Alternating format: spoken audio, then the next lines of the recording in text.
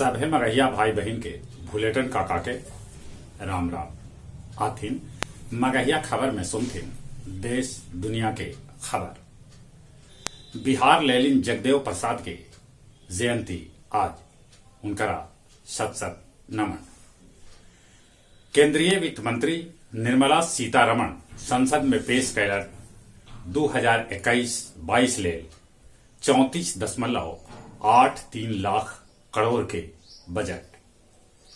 AC, fridge, mobile, दारू महंगा होल तब सोना चांदी, लोहा, तांबा, स्टील होए तक सस्ता।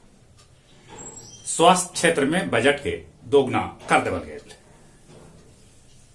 सेंटेक्स में 24 बच्छर में सबला लम्हर 2314.84 अंक के आयल उछाल। बिहार के स्मार्ट मीटर योजना के साथे साथे नल जल योजना समूले देश में लागू करल जाए। गाजीपुर, टिकरी और सिंध बॉर्डर जहां पर किसान सभे प्रदर्शन कर रहलन है, शक्ति बढ़ा देवल गए है। टीएमसी के वाव विधायक दीपक हल्दर पार्टी छोड़ दिलन।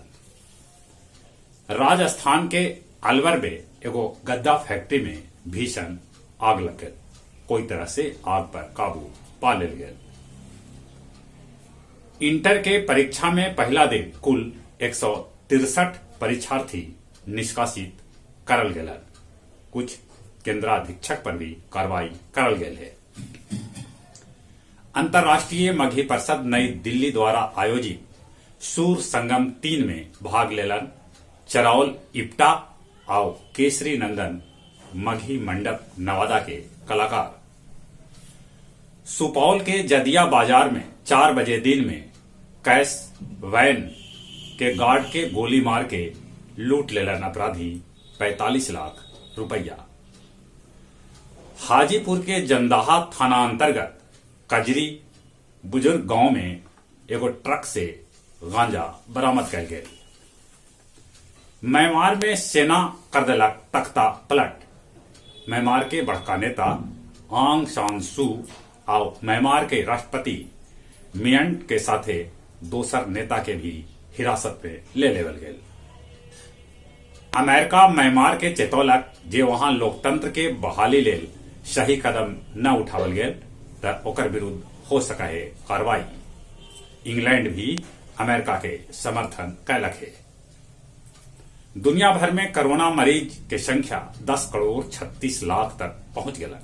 अगले दुनिया भर में 22,39,000 आदमी के कोरोना से मौत हो चुकल है।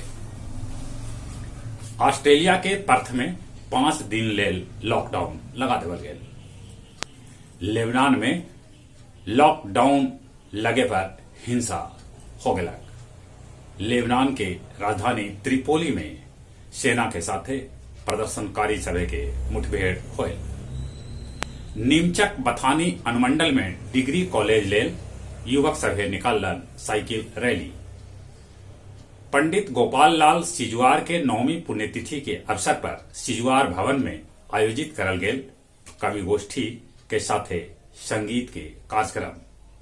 ई अवसर पर राम पुकार सिंह राठौर के डॉक्टर सिजुआर सम्मान से सम्मानित करल गेल। गया नगर निगम 25 जगह पर तैयार कैलक है डिलक्स शौचालय।